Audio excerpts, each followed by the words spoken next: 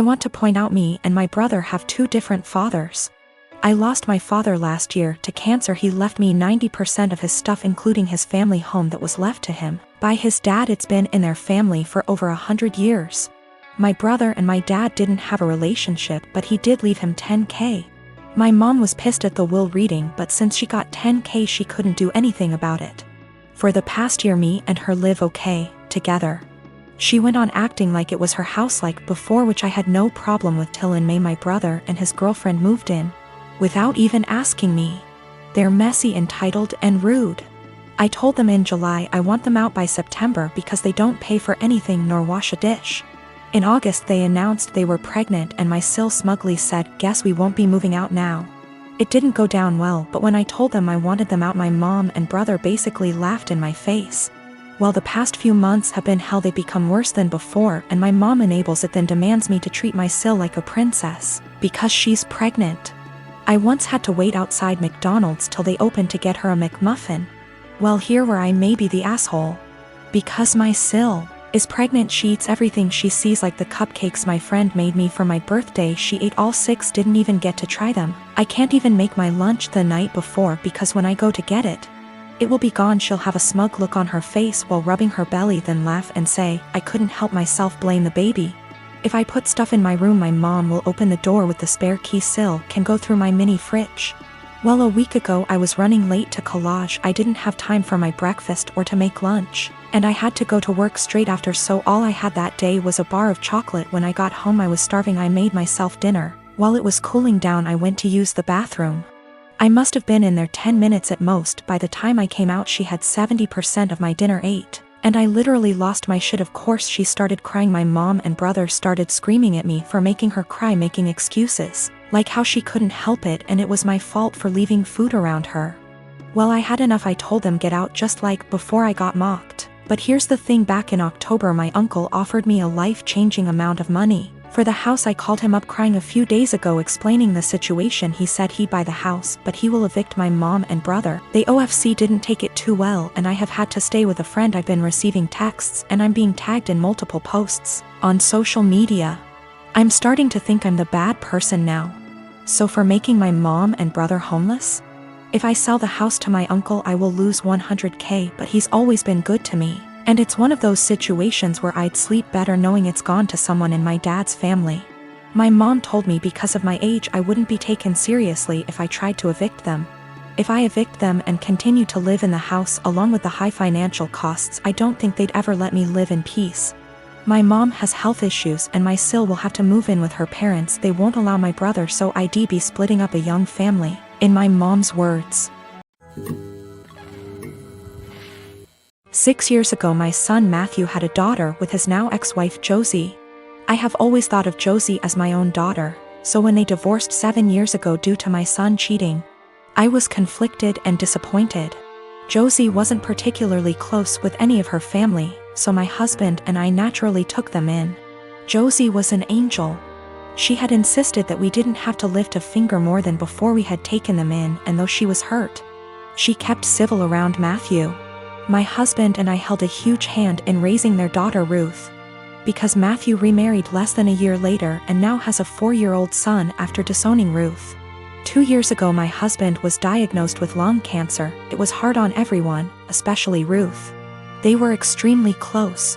She told him about her girlfriends and boyfriends before anyone else and has always wanted him to be the one to walk her down the aisle at her wedding. Matt rarely ever visited and didn't answer our calls, often saying that we had other kids, so it wasn't like my husband was dying lonely. Last night Matt stopped by to talk about inheritance. He never mentioned Josie nor Ruth and hinted that he thought he should get more inheritance than his siblings the entire time. My husband and I shared awkward looks until he decided to cut in. He explained that everyone would get a piece, but he'd focus more on Ruth and Bonnie, one of our other grandkids. Matt got angry and said that Ruth was just a bastard and that his son deserved more than her. My husband got furious after that and left the room saying that he wouldn't include Matthew at all. Matt yelled back and turned to me saying that Ruth wasn't worth it because she'd just grow up to be a whore like her mother. I told him that I'd rather have her mother as my daughter than him as my son and insisted that he leave. I'm getting phone calls from Matt's wife and family friends saying that my husband and I overreacted, and he was just angry that we were playing favorites. To clear some things up, Josie did not cheat on Matthew. Josie and Matthew met later in college and Josie was known as a party girl. Before that, Ruth isn't the product of an affair, but we are planning on getting a DNA test because what Matthew said has gotten under Ruth's skin. She was at the house when this occurred and overheard it. When it came to taking in Josie and Ruth, we didn't hesitate because Josie is not from here. She and Matt lived in another country until he moved them here a few months before he got caught cheating, and they had nowhere else to go as Josie was a stay-at-home mom. I had no intentions of choosing Josie over Matt, then and now, and I never discouraged Matt from visiting. I tried to make it very clear that we weren't picking and choosing when we took Josie in. We just wanted her and our granddaughter to be safe and have a good home. My ex Rose and I have a son, Jason. He is 15 years old. We broke up when Jason was 5. Rose has Jason on weekends. Rose married her now husband when Jason was 10. Her husband has 2 children, they are 17 and 16 and live full-time with them. Jason has a few chores when he's with them and easily takes care of them, while his step-siblings don't do theirs and Rose take care of them. This has been the only point of contention between our son and her. He has talked with her and even went to therapy. It was when Jason was 12 when we switched days. We stayed like that for a year and a half, but since things never really got better, we went back to our initial agreement. The situation is still the same, and a year ago Jason came to me complaining about it. I had run out of things to say to him when it comes to this subject, so I threw almost the same pep talk my old man said to me when I was about the same age as him. I told him that I understand that it sucks. While they can't do anything, you can do everything. You can cook, clean, do well in school, drive, handle your own money, and you even know how to handle the bills, and I'm not counting the things you've learned from your grandparents and your uncle. I can send you to live alone right now like my old man did with me, an inside joke. And I wouldn't worry because even if you don't know how to do them, you take the time to learn. You are already ahead of many kids your age, even ahead of some adults. Do your part, and as long as she doesn't make you do their chores, let your mother take care of it. Just focus on spending time with her the way you've been doing so far. The world is going to hit your step-siblings hard one day. Jason took it well and things have been going well until yesterday. He went out with his mother and when they returned, they found their house a complete mess. I don't know what they did, but it was bad enough that Rose snapped and finally forced them to clean the house. The kids tried to get Jason to help them because they were struggling, but he refused, claiming it wasn't his mess. They kept nagging him and Jason told them that I was right, they are really useless. His mother asked him if I really said that. He said I didn't, but it can be summed like that. He called me at night telling me that he probably got me in trouble and explained the situation. Rose with her husband came today about what I said. I told them that I never called them useless and explained what I said. But useless never leave their minds and told me I'm an asshole and to stay out of their business. Rose and her husband comments were more about her kids, who I don't care, but when it comes to my son, of course I will. Jason wasn't standing there looking smug and calling them useless, he was in his room minding his business. The constant nagging and his mother's inability to stop them make him snap, that's when he called them useless. He knows he should ignore them or be more tactful, but I get it, his patience has limits just like everyone else. He apologized to his step-siblings before he came back to my house yesterday. He also apologized to me for kinda throwing me under the bus, but I told him it was unnecessary, everything cool between us. Why did he keep going to his mother? He wanted. Last year he was on the fence about going back, but after our talk, he finally accepted that his mother wasn't going to change and he decided to work around that because he still wanted a relationship with her. Their relationship actually got better, but after what happened, their relationship is going to change. We have to wait if it is for better or for worse. Him and I talked and he's still thinking about what to do, but he says that he'll probably do what he had planned last year. He will spend time with her but will not go to her house anymore. He's taking a few days to let things settle down and then he'll let his mother know. She is not going to like it, but alas, she's not in a position to demand or ask. My husband doesn't like to go out much. It's not something that I've ever faulted him for or been mad at him about. We've never gotten in fights about it till now, and it's something he told me up front when we had first gotten in the relationship 4 years ago. I'm never going to be the kind of person that likes to go out a lot. I just want to hang out at home. And I of course said that it was fine because that's not a flaw to me, it's just a character trait. I used to suffer from depression due to a lot of traumas in my life. I found it really hard to go outside at all, and especially alone. I missed out on a lot of experiences because of this. In our first year of dating, he got me to have more confidence in myself, so I stopped hiding. I got a therapist and have been on a wonderful little antidepressant. We got married 1 year later and I'm still happier than I have ever been, and I'm incredibly grateful to have him in my life. That hasn't changed one bit. Now, I know that this isn't what he does. I know that he doesn't stay inside because he's depressed, it's because it's in his nature to be a house cat.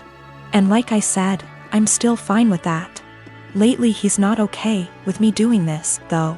If I ask him if he wants to see a movie with me and he said no, or the more common, I don't know, maybe, I'll usually ask him 2 more times, and then if he still says no, or maybe I'll go by myself. It's the same with going out to dinner, taking little classes, etc. We had fun with this at first. I would come home from doing the thing and then I would excitedly tell him what I'd done and the people I'd met. He'd happily listen and hug me and kiss me on the forehead. It was a really beautiful thing. At one point we called it My Little Adventures, and I would take Polaroid pictures and show them to him and then hang them on the kitchen wall. It was a seriously beautiful point in our relationship, and the times that we would go out and take Polaroids together were some of the happiest times in my life. I even made it a point to have us go to things that he liked to do. It was great. It was seriously so great. About 2 years ago I asked him, "Hey, I've been really passionate about learning a language and eventually going to this language's place of origin. Do you want to study it with me and then go there too?" And he said no to the language, but maybe to going with me.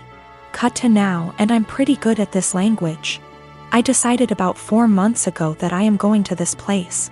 I asked he and he would still like to come with me, and he said no and got kind of upset that I had learned this language without him. "You're the one that's going to know anything. There's really no point in me going." I was kind of taken aback because during the process he was really supportive. I didn't really push it, but I apologized and went somewhere else to clear my head about things, and we were fine later on that day. I bought the tickets for me and my mother to go to the place about 4 weeks ago, and ever since then, things have been really tense. If I ask him to do minor things, like come to the grocery store with me, he gets a bit of an attitude. I can tell that he knows this is ridiculous though, because he'll say sorry almost immediately and be sad and quiet the rest of the time. I've tried to talk to him about what's bothering him, but he keeps either saying that it's nothing and he doesn't want to talk about it, or will tell me not to press it and then get mad and leave. I don't know what to do at this point. Our relationship has been so great, but I can feel things being strained. I can feel him kind of slipping away. I don't know what to do. I thought about buying him a ticket to the place anyway and surprising him, because I really would love it if he could go with me, and I know for a fact it's somewhere he's always been interested in. But I also don't want to force him, because I hate forcing people to do things. However, I also don't want to stop having these experiences for myself just because he doesn't want to. I've never faulted him for wanting to be at home, so why is he faulting me for wanting to be outside? I don't know how to talk to him or what to say. If I have to stop doing things, then I guess I will. But I also feel bad for having to stop, but it's not worth getting a divorce over or having things escalate that bad. I just don't know what to do or where to go from here. We had a bit of a long talk. I'm kind of a mix of exhausted, drained, and excited now. He said he feels like he's drowning in my success. I said I would learn a language, and I did it. I said I would lose 180 pounds, and I did it earlier in our relationship and got the skin surgery. I have a pretty stress-free job and it's getting to him. He's been trying really hard to just be happy, but it's hard. He understands that it's wrong to feel this way, and between feeling guilty about it and feeling this way at all, it's just been taking its toll. He also has a skin condition that makes him feel cautious of going outside, especially in another country. I never thought this would be the problem, because he's always acted as though it's not a bother to him at all and he doesn't care. He's going to keep trying though. and to seek therapy independent of me because he thinks that he also may really be suffering from depression. Now, I have to say that we do have communication problems. Our friendship, 2 years before dating, started off long distance in Anmorp, so we're still kind of better with text talking than out loud speaking. Sometimes we have a hard time saying when things are bothering us out loud. So we'll text it out and then read off of that text because we find it hard to verbalize, and sometimes we just take things harder than we should. We've agreed to go to marriage counseling and we're making an appointment together tomorrow, so there are good things afoot. For more good news, he's agreed to go on vacation with me and my mother. I messed up in this, too. I like to think that hearing maybe or other apathetic answers instead of just yes or no didn't bother me, but it did. And sometimes, as some people pointed out, I would get kind of passive-aggressive about it. I'd ask him simply because it meant that I tried at times. I'm not proud of it, but it happened. I'm going to work on that more in myself as well.